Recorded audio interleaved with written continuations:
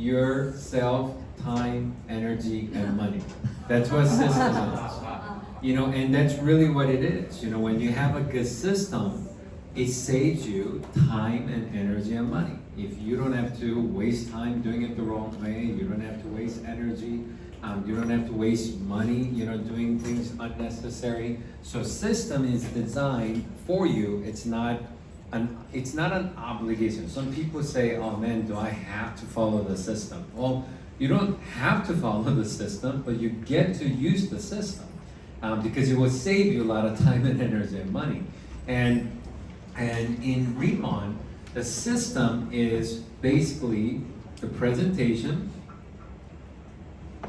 orientation, and K-pop-up. K-pop-up and orientation and presentation. So what is one thing in common about these three parts that makes the system work? Well, these are events. You know, these are events. Like this is an event. You know, where people come together at presentation, we learn about the company, product, and the business plan. We come to orientation, it's an event. At the orientation, we learn what to learn first, what to do first. So it's first 4 steps. Step 1, 2, 3, 4, that's what we learn, and we get a clear navigation, roadmap on what we're supposed to do to start getting great results in Rimon Opportunity. That's orientation is an event. K-pop-up is where people could come and experience the products. They get to experience free facial with their partners, you know, with their friends that they invited them. And K-pop-up is when they get to experience the power of our products, and that's an event, okay? So this is an event, this is an event, this is an event. And our business system is built on event to event to event. I just get people here and at this event, invite them to this event and invite them to schedule this event, and it's the repetition cycle of event to event to event. Does that make sense to you? So if the event is gonna be successful, if you're hosting a birthday party, if you're hosting an anniversary party, or if you're hosting a Christmas party, or whatever party you're preparing, what is the most important thing that has to get done for the event to be successful? Yes, you need to have people there. Like you could have the most fanciest wedding setup, but if no one show up, you would say it's not a successful event. You could have the best birthday location set up, but if no one comes, then it's not a great birthday party. So good presentation, good orientation, and good K-pop-up, success level of each event is going to be determined by how many people show up. And how many people show up is based on how good you get and how much you end up understanding and start applying the psychology behind inviting, and develop the skills to invite more professionally and invite better, where they are excited, they feel comfortable, they want to come. You want people that are coming to want to come, not be dragged here or not feel like not comfortable to come. Does that make sense to you? So the key skill to actually develop, if you talk about skill to develop in Rimon, I say one of the very first skill that you actually want to work on and get better is inviting. And better you can invite, quicker you can invite, simpler you can invite, and more you could help the other person feel comfortable and want to come when you invite, better success you're gonna have at getting more people to take a look at our business, to go through the training of our business, and also experience our products. Does that make sense to you? How many of you agree inviting is gonna be a pretty important skill to actually develop in Rimon Opportunities? So now we wanna talk a little bit about inviting. Now, I love inviting. And I am glad that most of you are actually already professional inviters. How many of you have ever hosted a birthday party before? See, you've already done it. Oh, wow. How many of you ever invited someone to come over to your house to have dinner at your house before? Anybody? See, you already know how to invite. Now, we're going to get better. But we're not talking about something you've never done. We're not talking about, hey, you have to go manufacture your own iPhone now. You know, that will be hard. Like if somebody said, Danny, you have to make a marker. Okay, that would be hard. I have no idea where to start.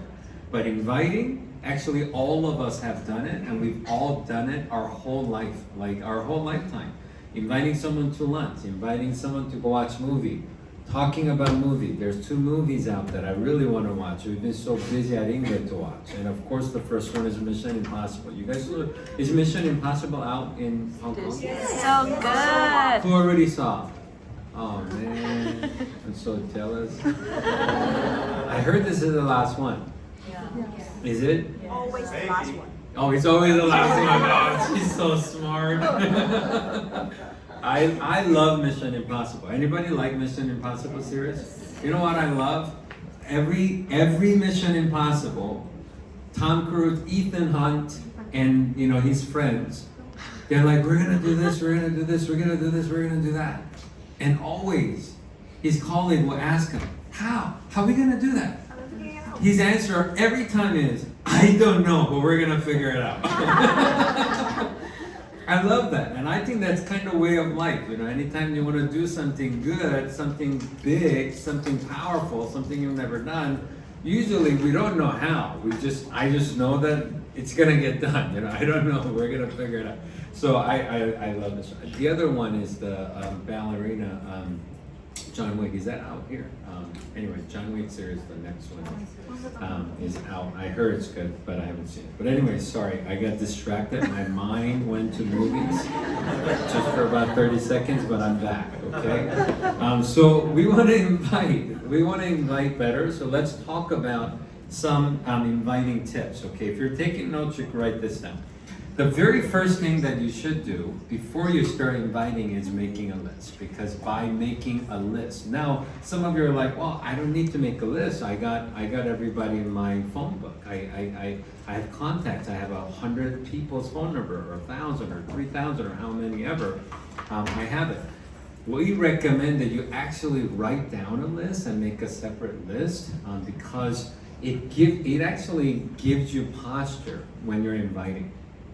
Yes, you have a lot of people in your contact list, but if you don't have a separate list of people that you are trying to invite to Riemann presentation or K-Pop, after just talking to 1 or 2, if you don't get the response you want, sometimes people get discouraged and they just don't think there's anybody else to talk to. But once you actually physically make a list, and you ask yourself, hey, who do I want to invite to a presentation or K-pop, right? That's the first exposure. Orientation is not first exposure.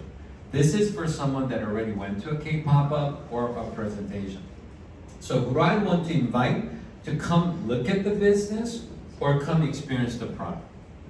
And I would ask myself the question, who do I want to invite to K-pop to experience the product first? There are some people that they probably will enjoy experiencing the product first for them to be interested rather than seeing a presentation. But if I'm inviting, as an example, if I'm inviting Danny, I'll probably invite her to K-pop first. But if I'm inviting Jackie, I probably would invite him to a presentation first. Because Jackie, as you could tell, my friend Jackie would not really be excited about trying Botalab shampoo at the moment. Or David. Right? They wouldn't be lining up, oh, let me go try that Botalab right now. I'm just playing. Especially if I'm talking to business colleagues, especially if I'm talking to a male friend, right? They may not be like, oh my gosh, I want to go try Korean skincare free facial, but you talk about business, they're excited to come. So your friends. I don't know your friends, and their personality, their lifestyle. So you decide if you should invite them to a K-pop or a presentation. But make a list. That's a really interesting ringtone. It's super cool ringtone. Okay, so you want to make a list. Does that make sense? You want to make a list and make a big list. Bigger the list is, easier it is to invite them.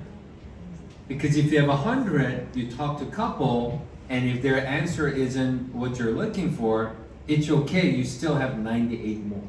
But if you only put 10 people on the list and you talk to 3, and 3 of them maybe gave you a hard time, now you're like, getting nervous because you feel like, oh my gosh, I don't have that many more. So bigger the list, easier inviting is gonna be. Bigger the list, more confident you're gonna be in inviting. So the first thing you do in inviting and getting better at inviting is make a big list before you start. And list for me, my whole career, is not a one-time thing. It is adding all the time. We meet people all the time. You fly. I was in Mexico 2 weeks ago when we launched Mexico. One of the lady, her name is Julia. She works with Ming. Ming was here earlier today. Julia, she's never done direct sales. She's never done skincare. She used to be a corporate executive, but she retired. And she spent last few years just traveling, retired. And she got introduced to Rimmon, our products. She fell in love with it. She started the business, and just 4 months after, she became a director. I mean, she's never done anything like this.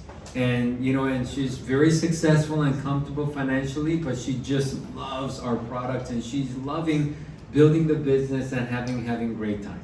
And we go to Mexico opening, and I see her at the Mexico City office. She's a Chinese lady that lives in California. She's Chinese American. And I see her in Mexico City. I'm like, what are you doing here? She said, well, I have a team starting in Mexico. I said, how did you get a team in Mexico? She was flying on an airplane. And the lady that sat next to her, a beautiful lady who's from Mexico, who lives in Texas, they start talking about her skin. They said, I want to know. So she got started in Texas, who's Mexican American, and she's a team leader. And she's a doctor, very successful lady. And she has a friend who owns a real estate company in Texas, who's also from Mexico. She introduced her, she fell in love with it, and she's a team leader. So Julia and her doctor stranger she met on the plane, and her real estate company owner friend in Texas, them 3 were all there together in Mexico City with their contacts, expanding their business in Mexico City. So you just never know. List grows all the time. I used to have this Starbucks I used to go all the time, and after a while, I didn't know the name, but I'm like, they have such a great attitude. You ever meet people, they have such a great attitude, and you're like, man, if they work with us, they will do great. I just put the Starbucks person. Your list keeps growing all the time. Keep your mind open, eyes open, and keep growing your list, but start with the list, okay? And number 2 is when you're inviting, you want to understand that there is inviting is inviting. Inviting isn't closing, or inviting isn't presenting. Let me explain, okay?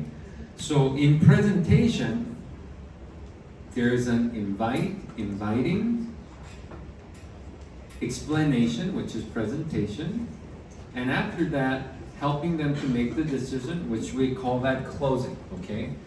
In my opinion, there's a presentation event, and there's before and after.